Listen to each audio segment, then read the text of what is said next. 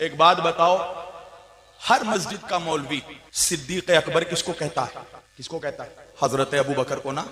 جاؤ، آج سے چیلنج ہے میرا، ہندوستان سے لے کر پڑوسی ملک اور پوری دنیا کے ملا کو، مفتی کو، کہ ایک حدیث سے بھی اگر مجھے ثابت کر دو کہ کبھی رسول اللہ نے حضرت ابو بکر کو صدیق اکبر کہا ہو تو میں مولویت چھوڑ دوں گا۔ دیکھو جو بات میں کہہ رہا ہوں نا، اس کو کہنے کے لیے گردہ چاہیے سینے میں، اور آن ریکارڈ کہہ رہا ہوں۔ ایک مولوی پوری دنیا کا، داڑھی والا ہو یا جھاڑی والا ہو، اگر مجھے دکھا دے ایک حدیث میں کہ اللہ کے رسول نے صدیق اکبر کہا، نہیں کہا۔ اللہ کے رسول نے جس کو صدیق اکبر کہا وہ علی ہے۔ میں نے یوٹیوب کلپ میں دیکھا ہے، شبیر وارثی کا ایک حضرت ہے، انہوں نے کہا کہ صدیق اکبر جو ہے حضرت علی سے بڑا صدیق اکبر کوئی ہو نہیں سکتا۔ یہ سوال ہے ہمارا۔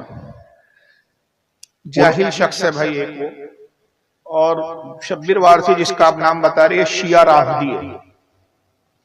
سب سے پہلی غلط فہمی یہ ہمارے ہاں کہ اس کو لوگ سنی سمجھتے ہیں، کیونکہ اس نے صرف وارثی نام لگا دیا۔ نام رکھنے سے کوئی نہیں ہو جاتا۔ کل کوئی گنگا رام آپ کے بیچ آیا اور نام محمد حنیف رکھ دے تو نام رکھنے سے وہ گنگا رام محمد حنیف نہیں ہو جائے، اس کے عقیدے اور نظریات دیکھے جائیں گے۔ آدمی نام سے نہیں نظریوں سے پہچانا جاتا ہے۔ ایک آدمی مثال کے طور پہ ایک شیعہ آدمی ہو اور سنیوں کے بیچ آ کے چاپلوسی میں آ کے ابو بکر صدیق کی فضیلت بیان کرنے لگے، امیر معاویہ کی تعریف بیان کرنے لگے، تو کیا اس کے شیعہ لوگ کہیں گے کہ بھائی یہ سنی ہے؟ نہیں۔ ہاں، اس کو شیعہ کہیں گے؟ شیعہ، میں الٹا بول گیا، شیعہ کہیں گے؟ شیعہ کہیں گے بھائی جب شیعہ ہے تو شیعہ وہ ہو ہی نہیں سکتا جو کہ امیر معاویہ کی تعریف کرے۔ جی سمجھ رہے ہیں نا آپ؟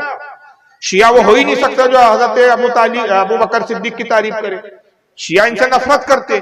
اسی طرح اہل سنت وہ ہے کہ جو ابو بکر صدیق کو تمام صحابہ میں سب سے افضل مانتے ہیں، جو امیر معاویہ کی تعظیم و عزت کرتے صحابی ہونے کی بنیاد پر۔ یہ شبیر وارثی حضرت امیر معاویہ میں لعن طعن کرتا ہے، معاذ اللہ ابو بکر صدیق کی توہینیں کرتا ہے، ابو بکر صدیق سے افضل علی کو بتاتا ہے، تو یہ تو اہل سنت کے خلاف ہے۔ اب میں اس تعلق سے ایک حدیث آپ کو اسکرین پہ دکھا دیتا ہوں، آپ حدیث ہی دیکھ لیجئے۔ السلام علیکم۔ یہ دیکھیے کتاب،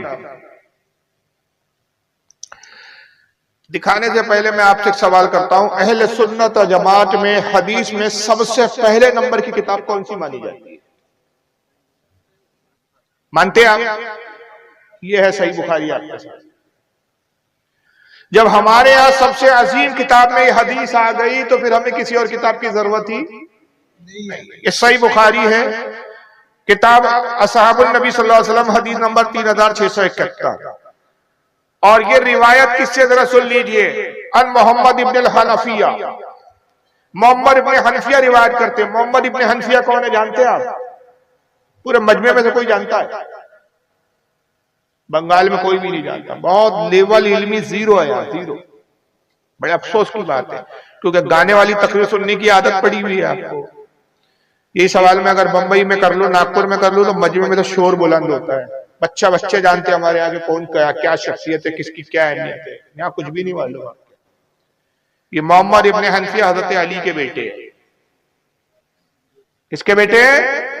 آپ کہیں گے پھر محمد بن علی کیوں نہیں لکھا ہوا، محمد ابن حنفیہ کیوں لکھا؟ ان کے نانا کا نام حنفیہ تھا، وہ بڑے عبادت گزار تھے، تو حضرت محمد جو علی کے بیٹے تھے، حضرت فاطمہ کے انتقال کے بعد مولا علی نے جو دوسرے نکاح کیے ان میں سے ایک بیوی سے آپ پیدا ہوئے۔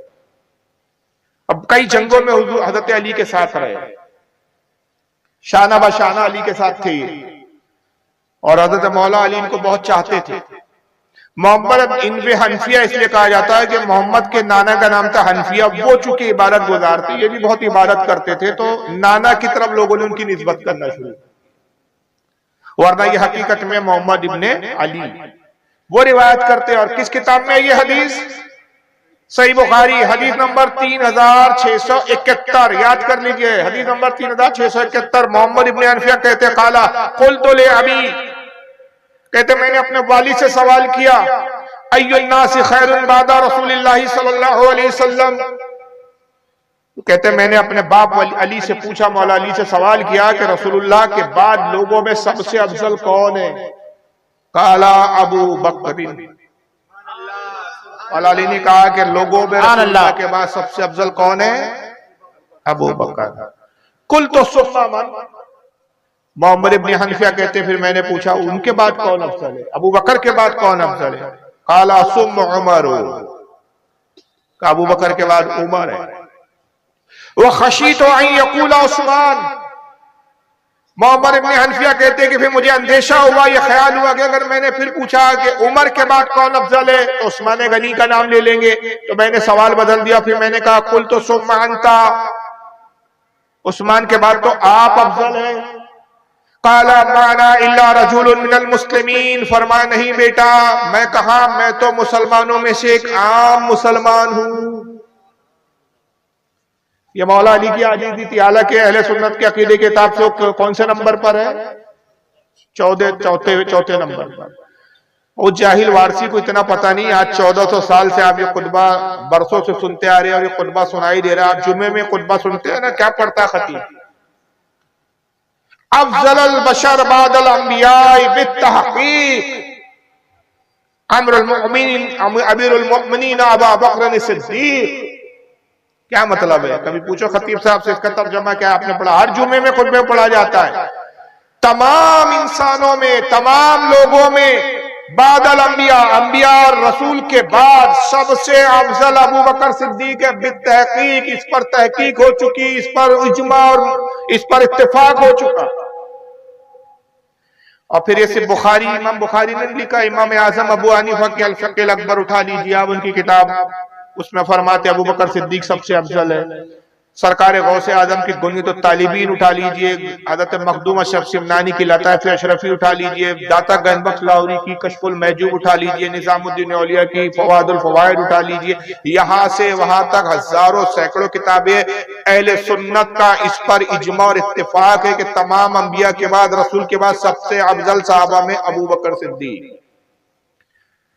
اور جس نے اس سے سب سے پہلے اختلاف کیا، جنہوں نے معاذ اللہ علی کو پہلے نمبر پر کہا، وہ ایک فرقہ تھا، اس کا نام بھی تھا، ان کو تفصیلی کہا گیا اور اسے گمراہ قرار دیا گیا۔ یہ وارسی آرسی جو ہے نا، یہ شیعوں میں جا کے بیٹھتا ہے، کالے کپڑے پہنتا ہے، وہی سب انداز ہے، صرف ماتم کرنا رہ گیا، باقی سارے عقیدے شیعوں کی طرح۔ اور انہوں نے اپنا نام چھپانے کے لیے ایک نیا لیبل لایا ہے، وہ یہ ہے کہ جن کو شیعہ بولنے میں شرم آتی ہے وہ آج کل اپنے آپ کو مولائی بولتے ہیں، اور جو ڈنگے کی چوٹ پر بولتے ہیں ہم شیعہ ہے تو وہ شیعہ ہے کھل کر، اور جن کو شرم آتی ہے۔ اور دوسرا مسئلہ کیا ہے کہ شیعوں کیا پیری مریدی نہیں ہوتی؟ پیری مریدی کہاں ہے؟ سنیوں میں۔ ان کی روزی روٹی پیری مریدی میں، اگر کھل کر شیعہ بولیں گے تو پیری مریدی ماری جائیں گی، تو پیری مریدی کے ذریعے روزی روٹی چلانا ہے اور عقیدہ شیعہ جیسا رکھنا ہے، تو اس لیے دو دھاری اس پر دو گھوڑوں کی سواری پہ چل رہے۔ تو بہرحال یہ میں نے ایک حدیث دکھا دی، اس پر میرے مستقل بیانات ہیں یوٹیوب پر، آپ جا کے وہ سنیں، اور اس پہ سینکڑوں حدیثیں میں نے خود بیان کی ہے۔